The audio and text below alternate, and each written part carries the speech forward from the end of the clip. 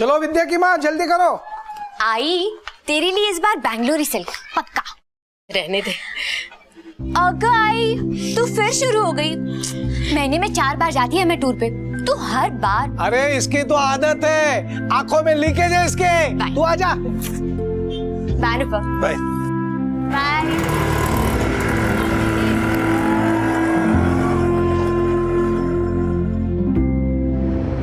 मौत जिंदगी का एक अनिवार्य सत्य है, लेकिन अननेचुरल डेथ, अकाल मृत्यु जिंदगी के मकसद को ही झुठला देती है। परिवार और समाज को दुख, दर्द और खौफ की ऐसी खाई में ले जाती है जहां से निकलने में उन्हें कई बार बरसों लग जाते हैं। मुंबई में बसे मीरा रोड में जुलाई 2014 से घटनाओं का एक ऐसा सिलसिला चल पड़ा जहां जिंदगी ताश के पत्तों का घर बनकर रह गई और कौड़ियों कौड़ियों बिखर गई।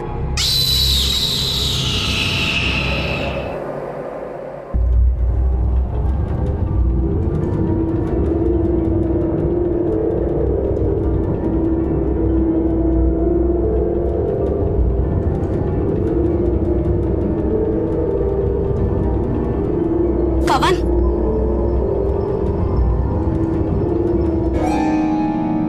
पवन मेरी बात सुन। आज वापस लड़के आया ना, तेरी बात का जवाब दे। कितनी चोट कैसे लगी? तू जवाब देगा कि नहीं मेरी बात का? पवन मैं तुझसे कुछ पूछ रही हूँ। अरे करम चले, मुझे जीने देगा कि नहीं चैन से? कभी मार पीट, कभी पत्तेबाजी, इसके अलावा कुछ आता है कि नहीं? मैं अकेली औरत 4 घर में झाड़ू कटका करके 2 पैसे कमाती है। और तू नालायक। दुख रहा है। वो मैंने कुछ नहीं किया। मेवा ने मेरे साथ गोची किया और मेवा ने मुझे थप्पड़ भी मारा। तू ना अपनी बकवास बंद कर, समझा ना? मैं सब जानती है कि तू क्या करता है। देवा, मुझे थोड़े पैसे दिए होते तो मैं तुझे अच्छे स्कूल में डालती और इस मवाली बस्ती से कहीं दूर लेकर जाती। दुख रहा है माँ दुख रहा है। माँ तू फिक्र मत कर, मैं बड़ा होके बहुत सारा पैसा कमाऊंगा। हमारे पास बड़ा घर होगा, बड़ी गाड़ी होगी, बहुत सारे पैसे होंगे। तू फिक्र मत कर। चुप, एक तो अपनी बकवास बंद कर, समझा ना? दुख रहा है। ले पैसे दे मेरे से। मैं बोला तुमको देता हूँ करके पैसे दूंगा। अरे जब मिलता बोला अभी दूंगा, कब देगा बे तू? दो दिन का टाइम देना मेरे को, मैं देता हूँ पैसे। अबे टाइम ही तो नहीं अपने पास, समझा? अब देख तेरा टाइम खत्म हो गया क्या? समझा? ले डाले। निकलते यार, कोई देख लेगा। चल। अबे पवन ने देख लिया यार। पकड़ उसको, पकड़ उसको।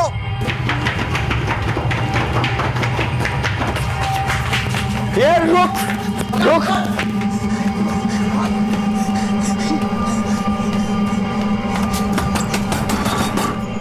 क्या रे, कौन है?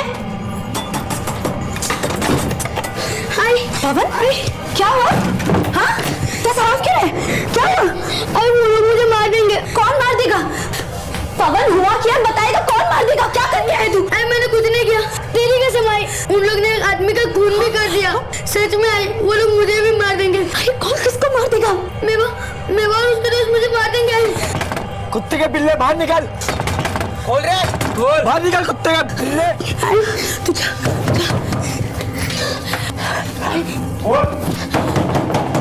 कौन है? पिल्ला किधर है तेरा? वो इधर। अरे हट। कोई नहीं है। बोल किधर है तेरा पिल्ला? कोई नहीं है, मैं बोल रही हूँ। नहीं बोलेगी, मैं खुद देखता हूँ। मैं बोल रही है ना, वो नहीं आया घर पे। आई शपथ नहीं आया। चुप रहे, मेरे को देखने दे। कहाँ है तेरा पिल्ला? किधर है तेरा पिल्ला? खून सवार है मेरे सर पे। मैं बोल रही है ना, कोई नहीं है। आएगा तो बोल उसको। जो देखा, जो सुना, अगर किसी को बोला ना, तिल्ली निकाल लूंगा मैं उसकी, और तेरे हाथ में उसका कटा हुआ सर रखूंगा मैं। क्या समझी? किसी को कुछ नहीं बोलेगी, न वो बोलेगा। समझा? उसको कुछ नहीं बोलना। ए चिकने, समझा इसको? समझ जा जो भाई ने बोला है।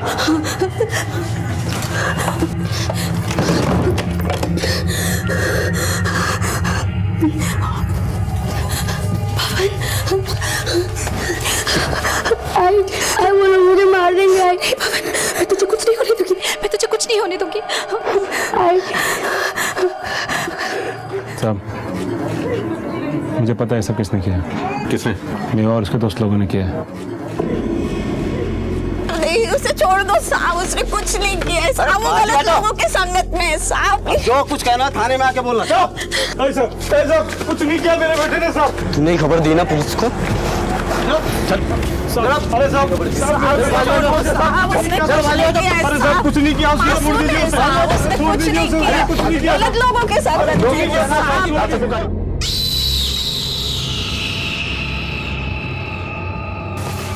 चला गया पवन। पवन भाव भाव पवन को देखा क्या? पवन ए टिंको, पवन को देखा क्या रे? मेरे को नहीं पता। पवन भाव भाव भाव पवन को देखा क्या भाव?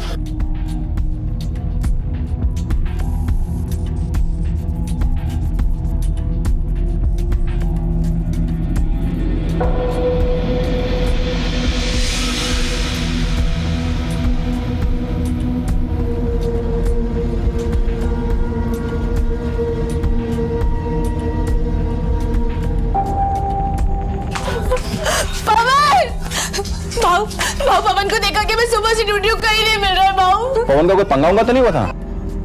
जो देखा जो सुना, अगर किसी को बोला ना दिल्ली निकाल लूंगा मैं उसकी, और तेरे हाथ में उसका कटा हुआ सर रखूंगा मैं। एक काम कर, मैं तो कहती जाके पुलिस में खबर कर दे।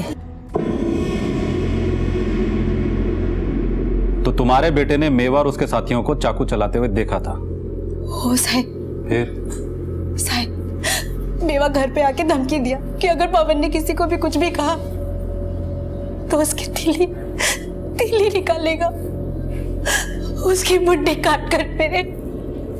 पर साहब पवन ने किसी को भी कुछ भी नहीं बताया साहब। ये मेवा और उसके साथी तो लॉकअप में बंद है, उनमें से कोई नहीं कर सकता।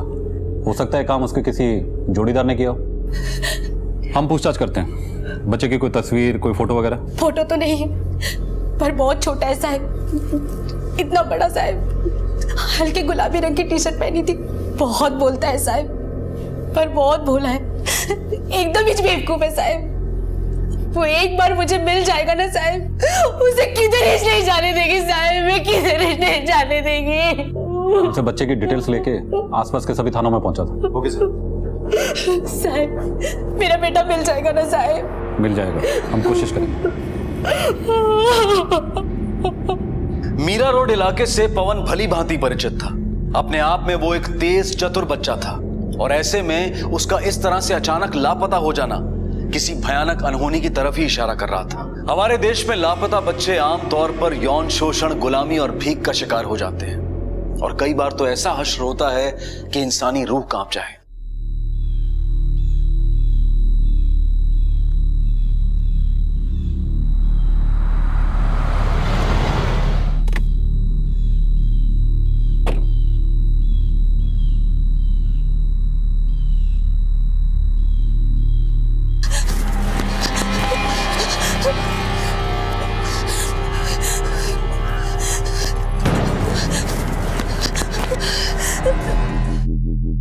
सर, बच्चे की पोस्टमार्टम रिपोर्ट, मौत जहर खाने से हुई है।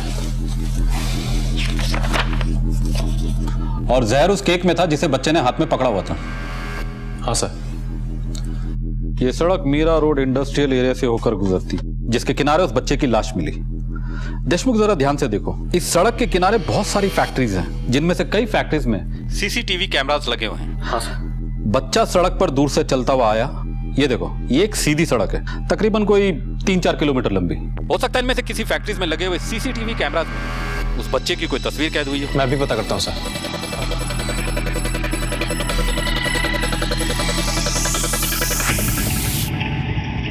सर, आपका अनुमान बिल्कुल सही था। बच्चा मीरा रोड इंडस्ट्रियल एरिया वाले ही रोड पे किसी एक पॉइंट से चला था, और सर उसी रोड पे करीब 2 किलोमीटर पहले एक फैक्ट्री है, और ये फुटेज उसी फैक्ट्री के बाहर लगे कैमरे की है। ये तो वही बच्चा है। हाँ सर, ये फुटेज लाश मिलने के करीब 40 मिनट पहले की है। और सर ये देखिए, ये टैक्सी का नंबर भी साफ दिख रहा है। Good work Deshmukh. इस औरत की तस्वीर आसपास के सभी थानों में सर्कुलेट करवाओ, और इस टैक्सी को ढूंढो। इसका नंबर MS04BSK 8335। ये नंबर काफी क्लियर है। सर, टैक्सी के नंबर को लेकर हमारी 2 टीमें ऑलरेडी निकली हुई हैं। बाकी इस औरत को तो मैं खोज निकालूंगा।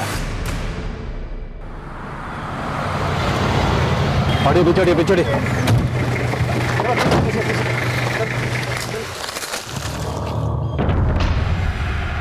ये तो वही लड़की जिसे हमने सीसीटीवी पे फुटेज में देखा था।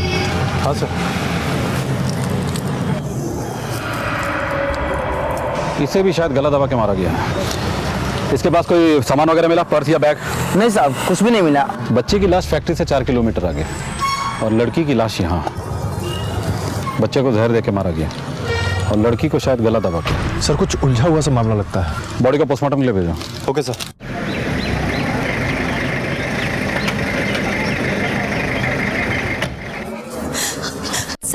साहब मेरे बच्चे की कोई खबर साहब? अभी तक तो नहीं, लेकिन हमारी तलाश जारी है। जैसे कुछ पता चलेगा हम आपको बता देंगे। वो मिलेगा आपको साहब, मेरा दिल कहता है मेरा पवन आपको मिलेगा। बस मुझसे थोड़ा नाराज हो गया साहब। मैं उसको मारती थी, डांटती थी, गालियां देती थी ना, इसीलिए बस नाराज होकर कहीं भाग गया साहब। लेकिन मैं उससे बहुत प्यार करती है साहब। इस दुनिया में उसके सिवा मेरा और कोई नहीं है साहब, कोई नहीं है। अभी आप घर जाओ, जैसे कोई खबर लगती है हम आपको बता देंगे। सर उस टैक्सी का नंबर जाली था। मैंने आरटीओ के सारे रिकॉर्ड चेक करवाए हैं, ऐसा कोई नंबर है ही नहीं। सभी लोकल टैक्सी स्टैंड पर जाकर पर्सनली चेक करो और सभी टैक्सी ड्राइवर को बच्चे और लड़की की तस्वीर दिखाओ। हो सकता है इनमें से किसी ने उन्हें टैक्सी पे जाते हुए देखा। Okay sir. और हाँ, आसपास के सभी थानों में जाकर पता करो कि पिछले 10 एक दिनों में कोई गुमशुदगी की रिपोर्ट तो दर्ज नहीं हुई किसी बच्चे या फिर सर किसी लड़की की। Right sir. आपके थाने में इस बच्चे को लेकर कोई कंप्लेन आई है क्या?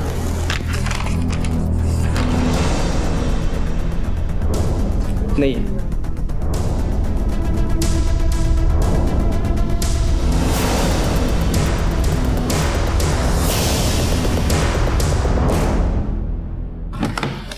सर उस लड़की के साथ पहले बलात्कार हुआ, बाद में बड़ी बेरहमी के साथ गला घोटकर उसकी हत्या कर दी गई। और सर हमें बच्चे के बारे में एक जानकारी भी मिली है। बच्चा वसई रोड के एक फुटपाथ पे रहता था। और उसके कपड़े तो सर उसने अच्छे पहन रखे थे, लेकिन वो कचरे उठाने का काम करता था। बड़ी अजीब पहेली है देशमुख। एक लड़की और एक बच्चा जिसे जहर देकर मारा गया है, और फिर उस लड़की की लाश जिसे गला घोटकर मारा गया है। एक पैटर्न सा बनता जा रहा है, लेकिन कुछ अधूरा, कुछ कड़ियां मिसिंग है इसमें। हेलो, क्या हुआ सर? नायगांव पुलिस स्टेशन से इंस्पेक्टर साठे का फोन था। बता रहा था कि काशी नायगांव के पास एक लड़की की लाश मिली है।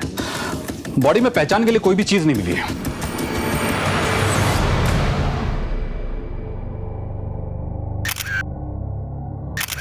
के साथ जबरदस्ती भी की गई है। सर अपने पुलिस स्टेशन में एक बुजुर्ग पति पत्नी आए हैं, उनकी बेटी खो गई है। ज्यादा को बोलो उनको मॉर्गे ले जाए। Okay sir.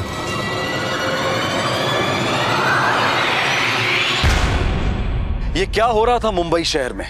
एक के बाद एक पुलिस को एक लड़की जिसका बलात्कार किया जाता और कुछ ही दूरी पर एक बच्चे की लाश मिल रही थी। ये एक पैटर्न बन गया था, लेकिन कौन कर रहा था ये सब और क्यों?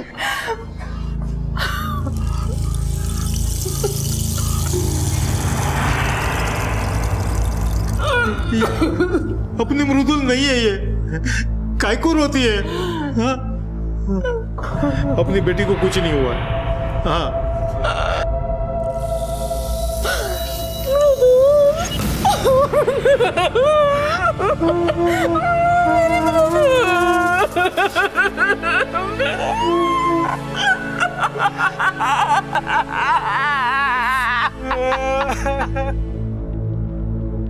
सॉफ्टवेयर इंजीनियर थी मेरी बेटी साहब। वो ऑफिस कैसे जाती थी? अपार्टमेंट के गेट से ऑटो लेती थी। चौकीदार ने भी उसे देखा। साहब वो रोज सुबह गेट से ऑटो पकड़ती थी, लेकिन उस दिन टैक्सी से गई। ये बात मैंने उसके माँ बाप को भी बताई। टैक्सी से? हाँ साहब, उस दिन गेट पे एक बच्चा। रो क्यों रहे हो आप? कहाँ रहते हो आप? पूनम नगर।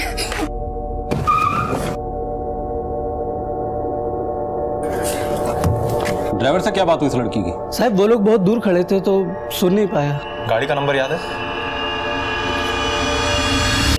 जाओ। टैक्सी, बच्चा और लड़की। पिछले केस में भी ये हुआ था ना? हाँ सर, लेकिन वहाँ तो बच्चे की भी। सर सृष्टि कॉम्प्लेक्स के पास एक लाश मिली है। कोई बच्चा है करीब 7-8 साल का। अभी जो चौकीदार गया उसको गाड़ी में बिठाओ। Yes sir. चलो।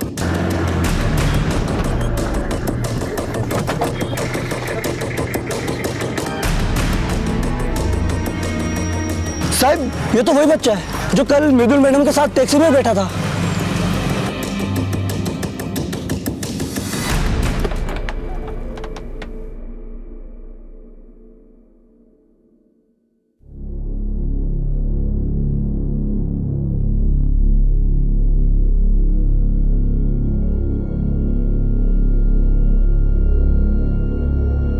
ये मेरा बेटा नहीं है साहब। मैंने आपको कहा था ना, मेरा बेटा जिंदा है साहब। ऐसे रोज रोज लाश दिखाकर मुझे मत मारो साहब। ऐसे मासूम बच्चों की लाश देखकर मैं मर जाऊंगी साहब, मैं मर जाऊंगी। किरण के बेटे पवन का कुछ पता नहीं चल रहा था। कहीं वो भी इस सुनियोजित खौफनाक सिलसिले का शिकार तो नहीं हो गया था। फिलहाल पुलिस इस उलझी हुई गुत्थी से एक स्पष्ट सुराग ढूंढने की कोशिश कर रही थी। देशमुख इस शहर में लगातार एक ही जैसी वारदात हो गया। हर बार एक ही पैटर्न, एक जवान लड़की, एक बच्चा और टैक्सी। पहले लड़की का रेप किया जाता है, फिर उसकी हत्या कर दी जाती है और बच्चे को कुछ खिलाकर बाद में मार दिया जाता है। लगता है कोई बड़ी तैयारी के साथ ये सब कर रहा है। इस अपराधी का मकसद हवस हो सकता है या फिर शायद कुछ और ही। फिलहाल तो हमें इसे रोकना होगा। लेकिन कैसे? सिर्फ एक ही तरीका है।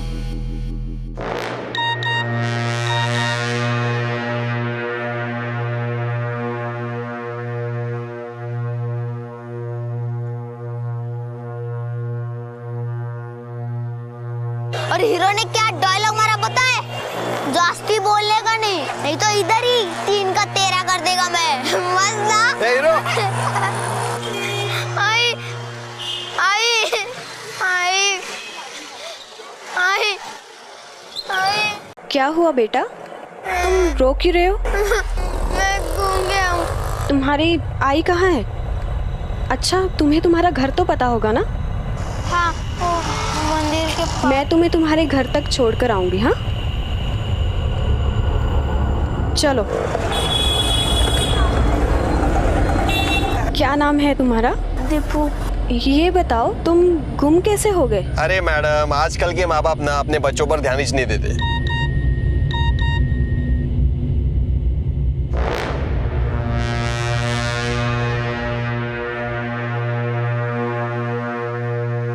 वैसे आजकल टैक्सी में ट्रैवल करना कितना रिस्की हो गया है ना? वो कैसे मैडम? हाँ, अभी मुंबई पुलिस का मैसेज आया है सबको कि सचेत रहें। अगर रास्ते में कोई लापता बच्चा मिले तो पुलिस को इन्फॉर्म करें। और लिखा है कि ऑटो या टैक्सी में ना बैठे।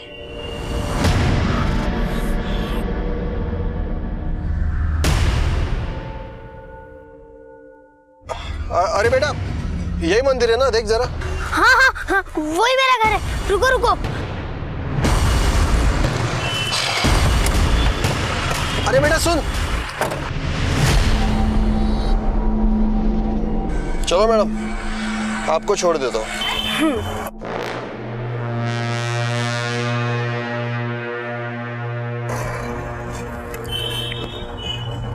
हेलो।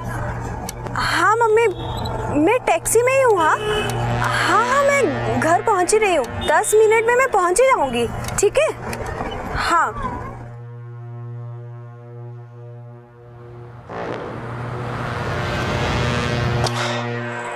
क्या हुआ?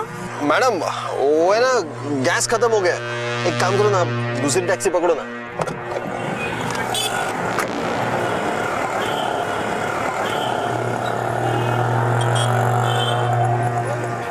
काश के इस लड़की ने इस घटना की सूचना पुलिस को दे दी होती। काश के पुलिस इस खबर के आधार पर उस दरिंदे को पकड़ पाती। आमतौर पर लोग पुलिस को जरूरी इंफॉर्मेशन समय रहते नहीं देते, अपने सामाजिक और इंसानी कर्तव्य का पालन नहीं करते। 2 हफ्तों तक मुंबई शांत रहा। या तो अपराधी शहर से निकल गया था या फिर पुलिस को इतना सतर्क देखकर खामोश हो गया था।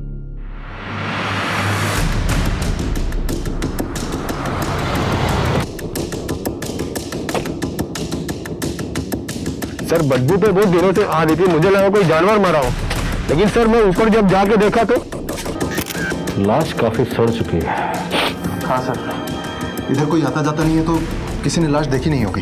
लगता है इसको भी गला घोट के मारा गया है। बॉडी को तुरंत पोस्टमार्टम के लिए भेजो। सर, लड़के की हत्या करीब 1 महीने पहले हो चुकी है, गला घोट के। और उससे पहले उसके साथ बलात्कार हुआ है। और सर पिछले 2 वारदातों की डीएनए रिपोर्ट्स भी आ चुकी हैं। डीएनए रिपोर्ट्स के मुताबिक ये तीनों हत्याएं आपस में जुड़ी हुई हैं और इन तीनों लड़कियों के साथ रेप किसी एक ही आदमी ने किया है। रिपोर्ट में और कुछ? हाँ सर, अभी जो बॉडी मिली है फॉरेंसिक वालों ने बताया कि उसके हाथ में एक नंबर भी लिखा हुआ था, मोबाइल नंबर किसी उत्तम चंद का है। सर मुझे यहाँ क्यों बुलाया? मैंने क्या किया है? घोड़बंदर के सुनसान खंडर में एक लड़की की लाश मिली और लाश की हथेली पे तुम्हारा मोबाइल नंबर मिला है। मुझे कुछ नहीं मालूम सर, मेरा तो प्रिंटिंग प्रेस है, दर्जनों कस्टमर है, हमेशा किसी न किसी का फोन आते रहता है। फोन में चेहरा थोड़ी दिखता है सर। ज्यादा होशियार मत बन, अभी अपने तरीके से पूछूंगा ना सब साफ साफ दिखने लगेगा। देशमुख एक काम करो, इसको लेकर इसके सभी क्लाइंट्स के पास जाओ और पता करो कि महीने भर से कोई लड़की लापता हुई है क्या। Okay sir.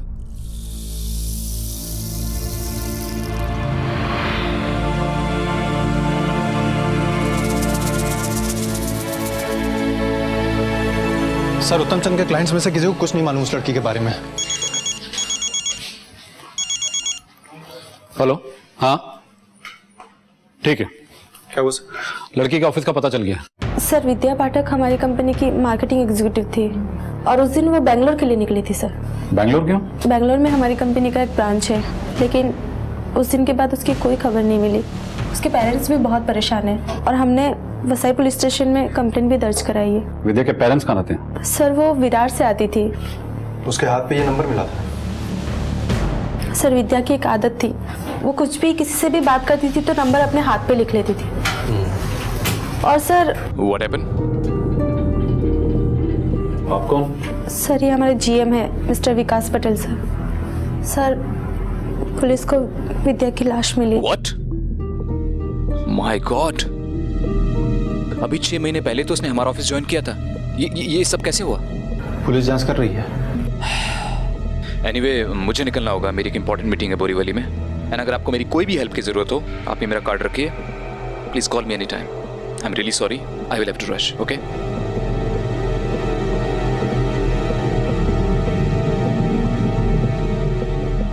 क्या आप बता सकते हैं विद्या के पेरेंट्स कहाँ रहते हैं? जी हमें जब भी बच्चे की लाश मिली है उसके बाद हर बार एक लड़की की लाश मिली है, लेकिन इस बार लाश मिलने के बाद ऐसा कुछ भी नहीं हुआ है। लेकिन सर अभी तक हमें पवन के बारे में कुछ पता नहीं चला है। हमें जल्दी इस पवन के बारे में पता करना होगा, कहीं वो भी इस घटनाक्रम का शिकार तो नहीं होगी।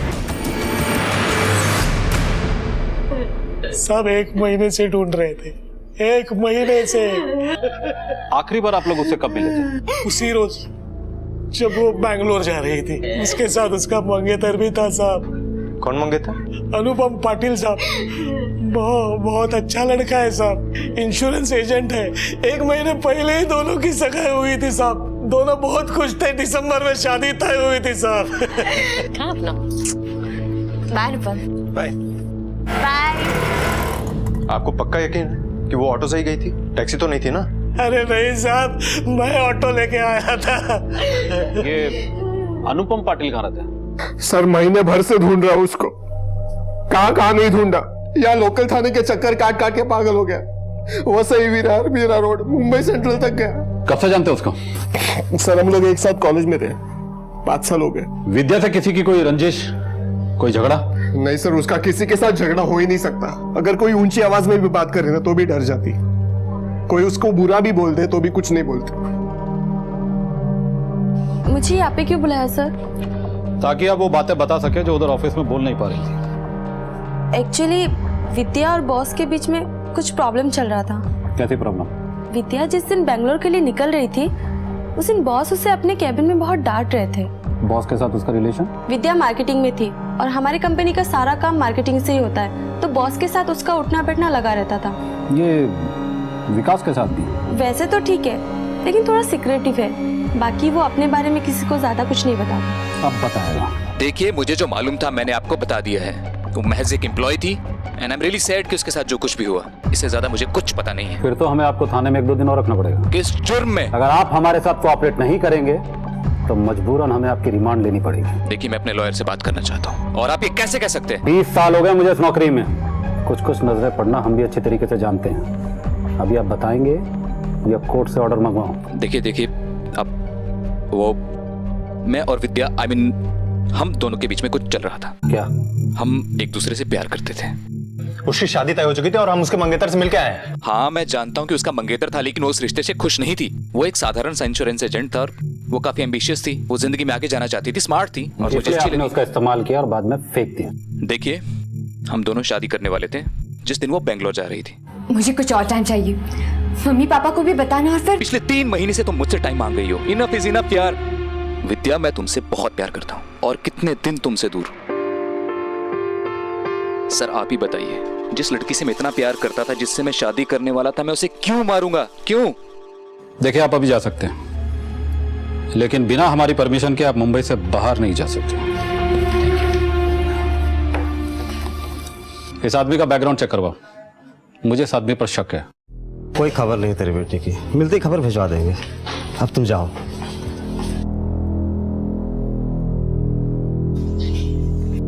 सर, इस आदमी की बेसिक डिटेल्स मिल चुकी हैं। ये आदमी शादीशुदा है। इतना परेशान क्यों हो तू? घर पे बीवी से झगड़ा करके आया क्या? बीवी को बुलवाऊं या फिर? देखिए, हमारा डाइवोर्स होने वाला है। मेरे लॉयर से बात हो चुकी है। अपने अफेयर के बारे में तो अभी तक बीवी को बताया नहीं, फिर डाइवोर्स कैसे लेगा तू?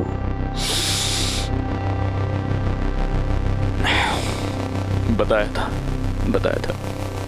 आपको पता है कि प्रॉब्लम क्या है?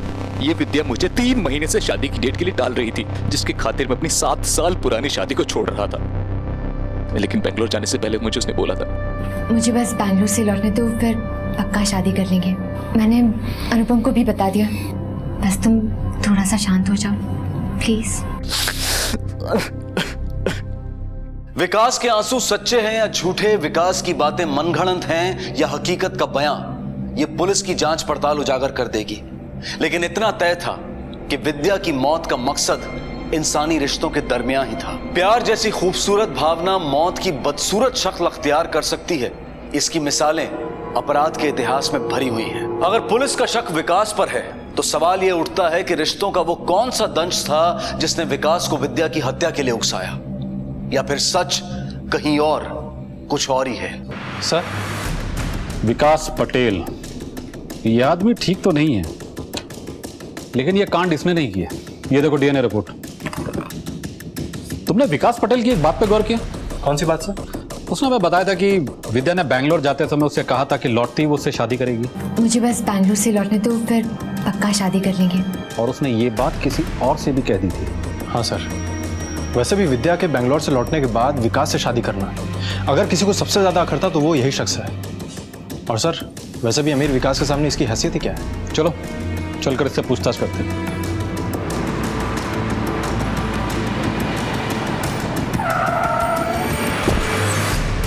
नहीं सर, ये नहीं हो सकता।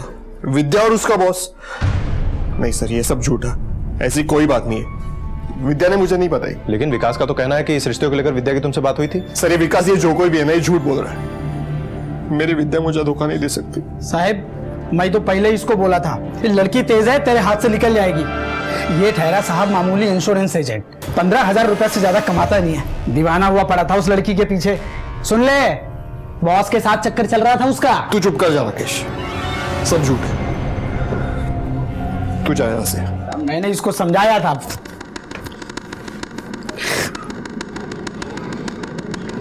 इस अनुपम से तो कुछ पता नहीं चला। एक काम करो, इसका डीएनए टेस्ट करवाओ और अपना एक आदमी सिविल में खड़ा रखो। Okay sir.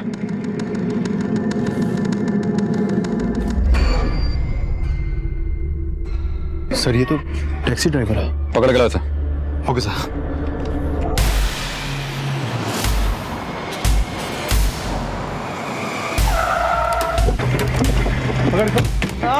मुझे क्यों पकड़? मैंने क्या किया था? मैंने कुछ नहीं किया, क्यों पकड़ रहा मुझे? सच बताएगा अहमद?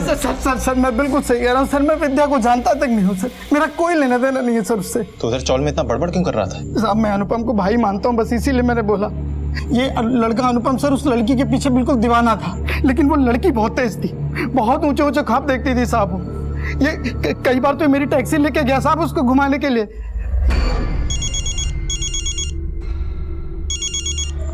हाँ हेलो, क्या? कंट्रोल रूम को अलर्ट कर दो और उसको पकड़ो।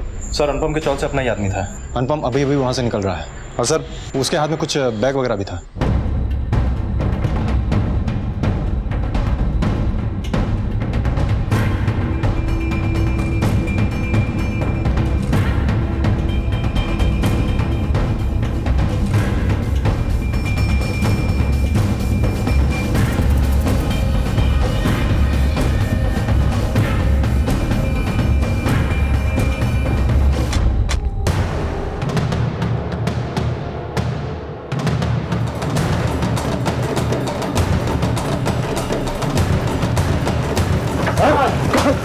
ले चलिए।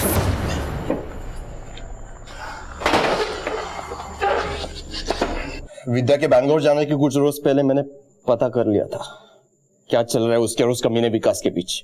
कैसे? फोन नहीं उठा रही थी मेरा।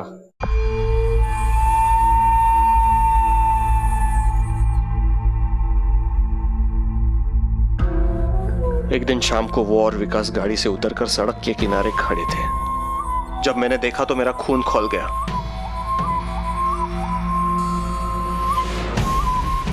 मैंने विद्या से सीधे सवाल कर लिया, क्या चल रही है? कौन था वो?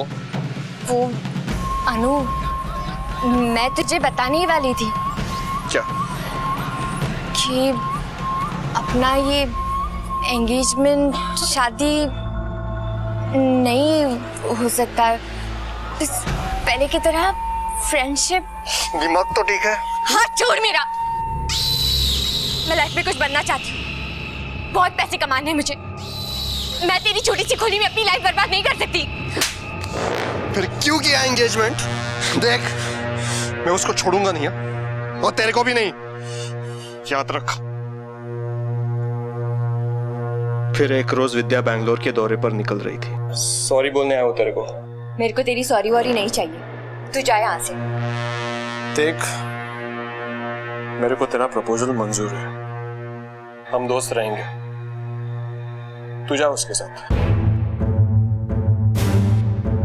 चलती हुआ ध्यान रखना अपना। विद्या वहां से विदा हो गई। मुझे मालूम था विद्या रेलवे स्टेशन ऑफिस होके ही जाएगी। Bye bye. बाय।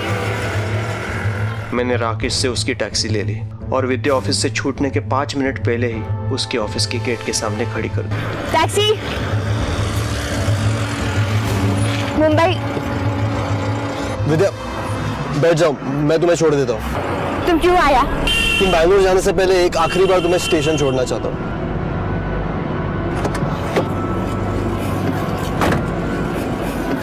चलो। टैक्सी रेलवे स्टेशन के रास्ते चल पड़ी। फिर कुछ दूर जाके मैंने रास्ता बदल लिया। अनुपम, तुम कहाँ लेकर आए हो? गाड़ी रोको अनुपम, गाड़ी रोको। सारा शरीर नफरत से जल रहा था मेरा। विद्या को अंदेशा हो गया। ये मुझे कहाँ लेकर आए हो? मुझे तुमसे जरूरी बात करनी है। मुझे तुमसे कोई बात नहीं करनी, मुझे स्टेशन जाना है। मैं छोड़ रहा हूँ ना तुम्हें, मेरी बात सुनो, बहुत जरूरी है। मुझे तुमसे कोई बात नहीं करनी। मेरी बात सुनो। गला घोटकर मार डाला मैंने उसको, पर उससे पहले उसकी इज्जत। उसको मारकर भी चैन नहीं मिला मुझे। जब भी लड़की लोग को देखता ना साहब, पागल हो जाता मैं, दिमाग खराब हो जाता मेरा। नफरत सी हो गई थी औरत जात से। फिर मैंने सोच लिया, शांति का अब एक ही उपाय है, एक ही तरीका।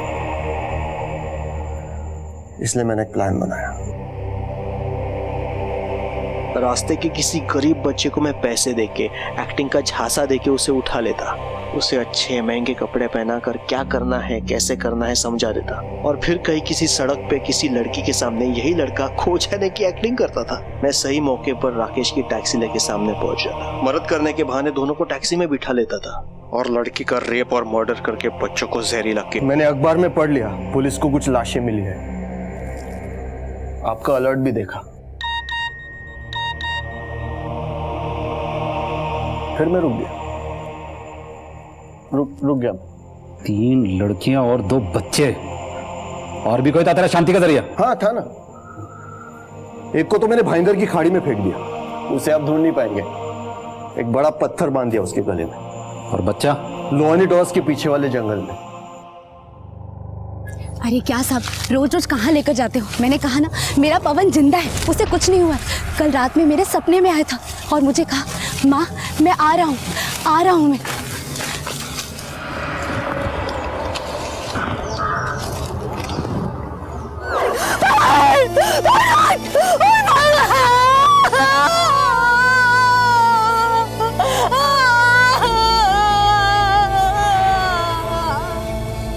नफरत एक लाइलाज बीमारी है जो इंसान की संवेदनाओं, उसके जमीर को खोखला कर देती है। अनुपम के खिलाफ आईपीसी की अलग अलग धाराओं के तहत अपहरण, बलात्कार और हत्या के लिए मीरा रोड सत्र अदालत में केस दायर किया गया है। प्रोसिक्यूशन ने माननीय अदालत से अनुपम को मौत की सजा देने की गुहार लगाई। बच्चों की जिंदगी को अपराध का जरिया बनाया गया। मासूम लड़कियों की इज्जत और जान ली गई। अगर गौर से देखा जाए तो इसकी मुख्य वजह सतर्कता में कमी थी। किसी ने सच कहा है, eternal vigilance is the price of liberty, यानी निरंतर सतर्कता आजादी की कीमत है। आपसे फिर मुलाकात होगी अगले एपिसोड में एक और नए केस के साथ। तब तक अपना और अपने परिवार का ख्याल रखें और देखते रहें क्राइम पेट्रोल। सबक एक को सीख हम सबको। जय हिंद। क्राइम पेट्रोल के और भी दिलचस्प कहानी देखने के लिए हमारे चैनल को सब्सक्राइब करें और बेल आइकॉन दबाना न भूलें।